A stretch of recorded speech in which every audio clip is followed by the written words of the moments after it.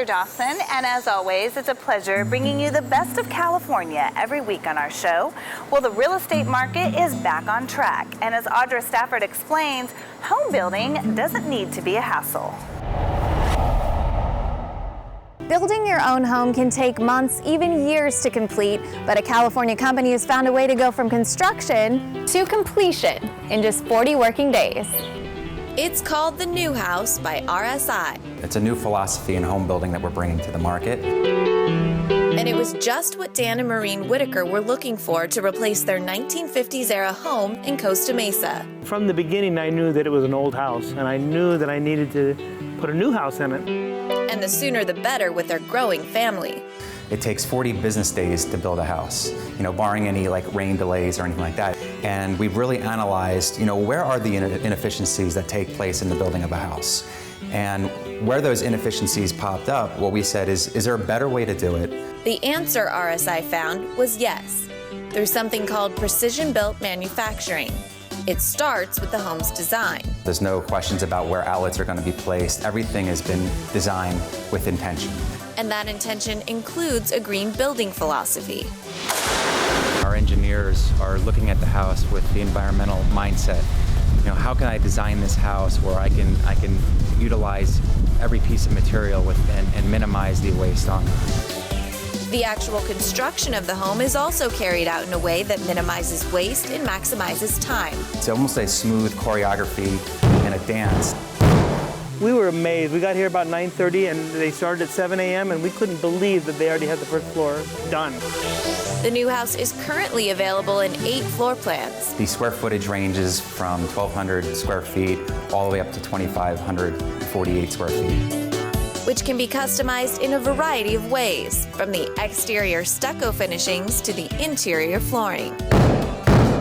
Wood floors, or if you want carpet in certain areas, if you want different style knobs, if you want different style countertop in the kitchen, different style bathrooms, but what stays intact is the actual framework of the house. The Whitakers chose one of the 4 two-story options. We selected the 2,401 square foot plan, and it's the right size for our family. We're going to be able to grow into it. And they decided it was a more cost-effective option than adding on or remodeling their old home. Our old house had a real bad foundation. So in looking at adding on or remodeling the old house, we figured we were going to probably spend $200,000. To build the new house, you're looking at $89,000 for a 1232, a 1,232 square foot house, all the way up to $148,000 for the house we're standing in right now. Plus lot preparation fees, which RSI says typically range from $100,000 to $150,000 depending on the city.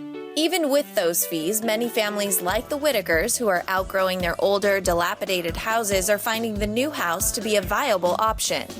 The market is back. House prices and property values are going up, and for those that have some equity and some finances available to them, instead of moving out of their communities, the new house going in is another solution for them to look at. RSI says it stands behind every house it builds. Knowing that there's a company that's backing this house up, and the quality and the heritage that we have as RSI really puts our customers' minds at ease. And it makes move-in day that much sweeter. We went from a 1950s house that was so outdated with nothing really that let us run the family to this beautiful new house that has everything we ever wanted. So we're very happy.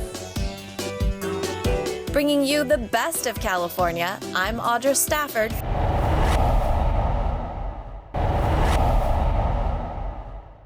Well, as we mark National Older Americans Month, new research is challenging the idea of the golden years.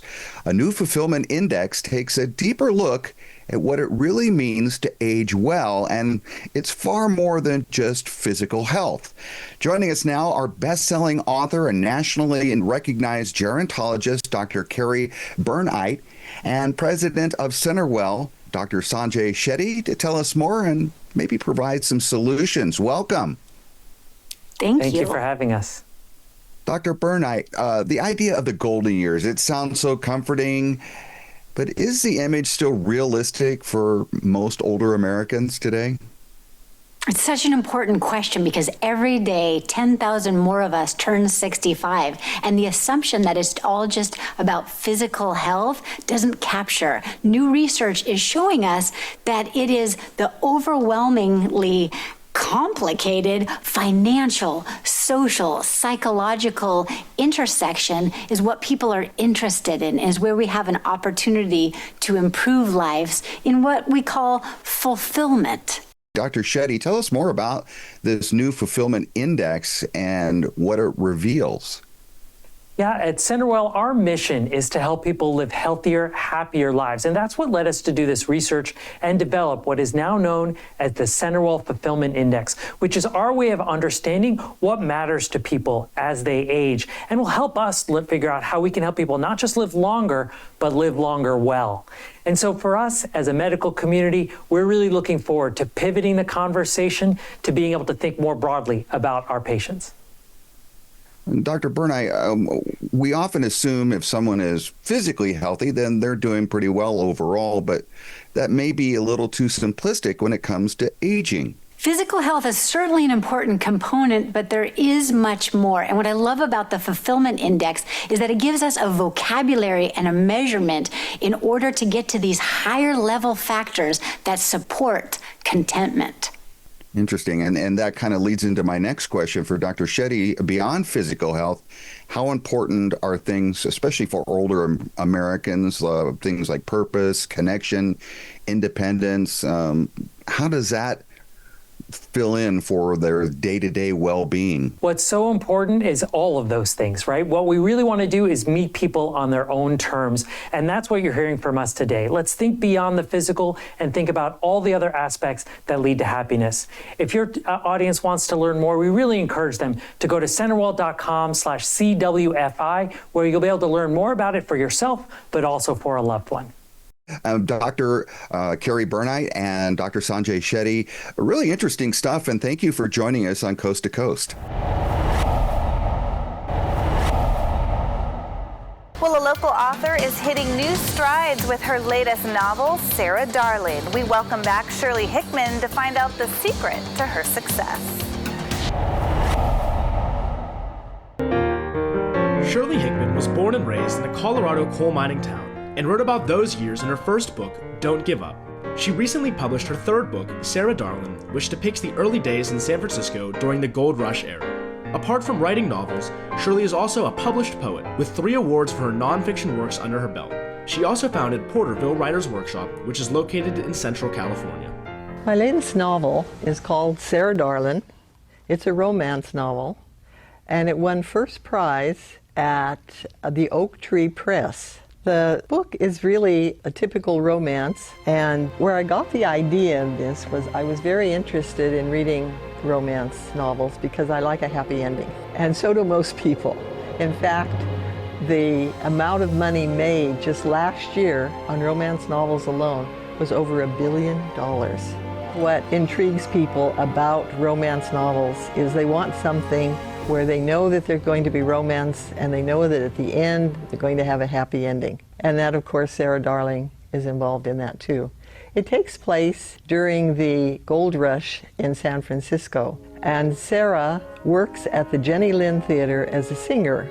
Because there are so few women in San Francisco at that time, she is bombarded with proposals of marriage, with people wanting to wine and dine her, and she is not interested in any of them until she meets charming Richard Moresby, who is the most handsome man she's ever met. Shirley Hickman successfully brings her characters to life in Sarah Darling, blending romance and intrigue in this charming story of a music house singer and an English lord named Richard. Before Sarah and Richard can declare their love, they must deal with prejudice, a murder trial, a lynching party, a fire, and a terrible secret from Sarah's past. Readers will not only feel a part of San Francisco, but also the characters sharing the heartache of Ireland's famine and the attitudes of English aristocracy in a very personal way. Be sure to get a copy of Sarah Darling at your local bookstore today.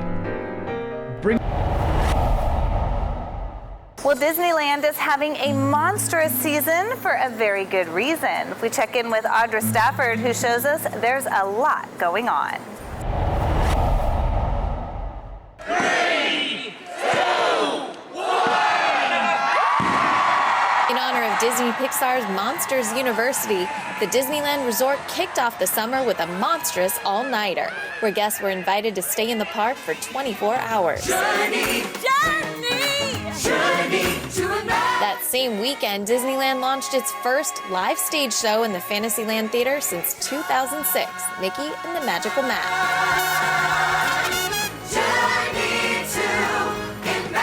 Great return back to the theater for Fantasyland Theater. You know, the princesses now have a home in Fantasy Fair, so this was the perfect place to house such a really great enchanting show. The enchantment continues at the Royal Hall. Or our guests can get a nice hug from their favorite Disney princess. Thank you, Your Majesty. Do a little spin, please.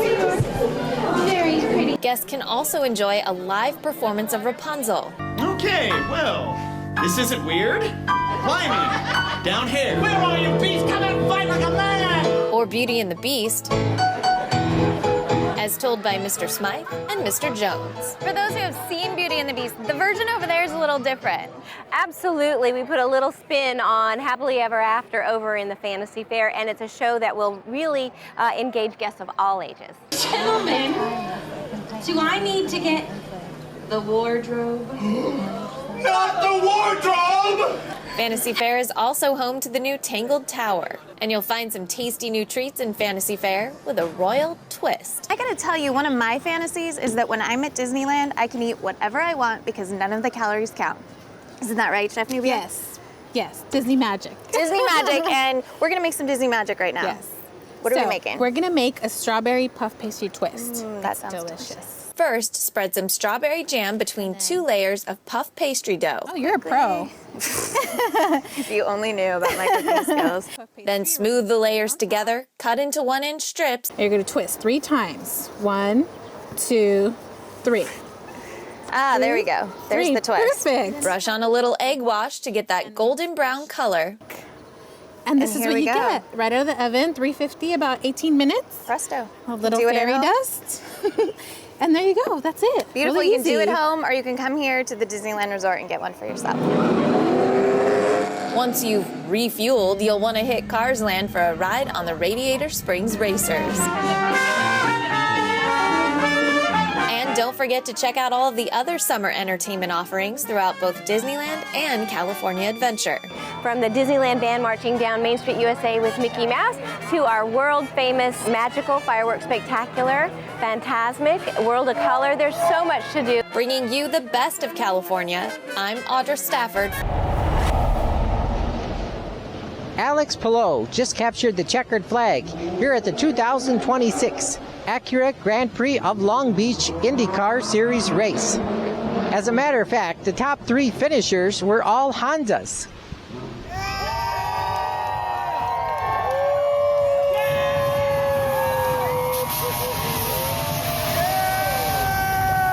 It feels incredible. I mean, it just feels so lucky with the opportunity I have to win the 500 last year, the Long Beach GP this year. It just feels like, I'm living on this amazing cloud of happiness. So, incredible work by the team today. I think we're fighting there with the 60, trying to match him on the soft tires. I think we could have fighted a little bit, but he was a bit stronger than us today. So we're just trying to figure out if we were going to be able to go 1 lap longer or not on fuel. But then that full course yellow kind of put everything on that pit stop, and the guys did an incredible job once again. This was Palou's first win in Long Beach, his 3rd in the past 5 races, and his 22nd victory of his career.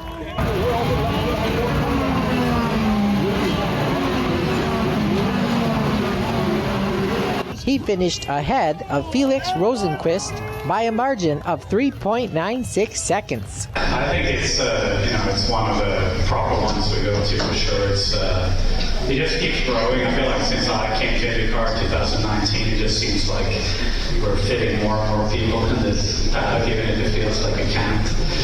There's more grandstands being built, which is great. It's just have more people out on the track. You can see that on the lap around when we're waving to everyone. That there's just more people everywhere.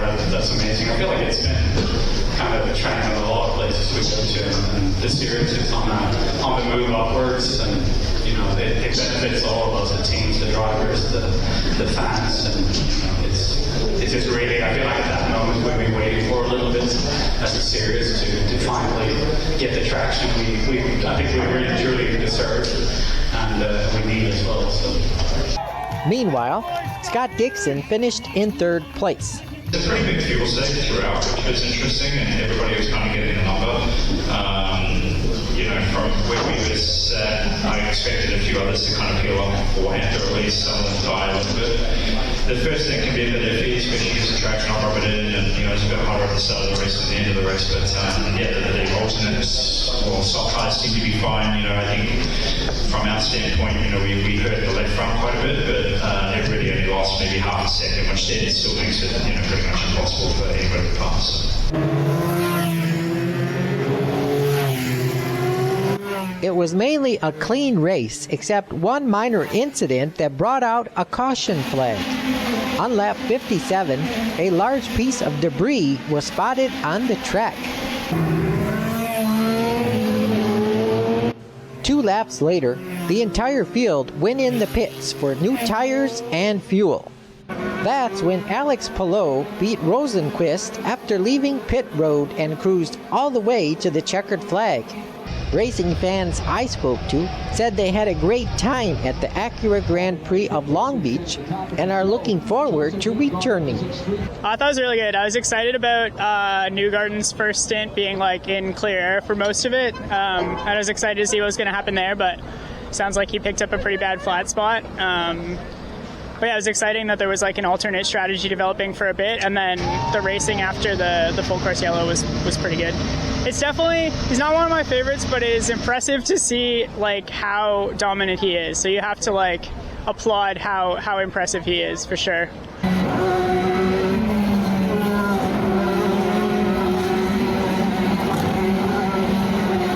We try to come to the Grand Prix every year. I'm actually more of an IMSA fan than an IndyCar fan, but we usually stick around for both races. And yeah, fan of most of the drivers. So with today's race, it was interesting. We almost had a repeat of last year with no yellows, but it came down to the pit stop strategy. Yeah, Palou with the win. It's awesome. So we were in the line with Scott Dixon. And yeah, the first thing I said to Scotty was, I hope that his luck turns around, and he finished third. There were 4 lap leaders in Sunday's IndyCar race. Rosenqvist led the most laps with 51, while Alex Palou led 32. Meanwhile, Joseph Newgarden led 5 laps and Will Power led 2. My favorite driver came last. Marcus Armstrong. And my favorite one nearly went last. Christian Lundgaard. But Alex Palou won. Great. Alex Palou won at least. Yeah, Alex Palou's the winner. You guys big fans? Yeah, it's one of my top 3. Okay. What do you like about it? It's simple, it's very nice. It's very good at driving as well. Yeah, good at driving. Amazing. We met Alex Palou this morning, actually. Yeah. And then we met all the drivers we wanted to meet. Palou's win puts him atop the NTT IndyCar standings with 205 points. Kyle Kirkwood is just 17 points behind, and David Malukas is 63 points back.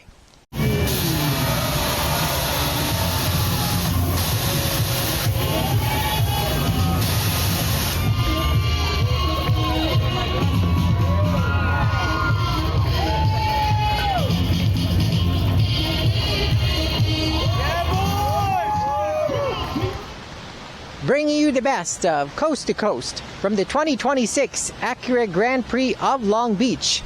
I'm Jason Rosidlo reporting. I'm your host, Heather Dawson, and if you missed any part of our show, please go to our website. Don't forget to like us on Facebook and follow us on Twitter. We'll see you next time.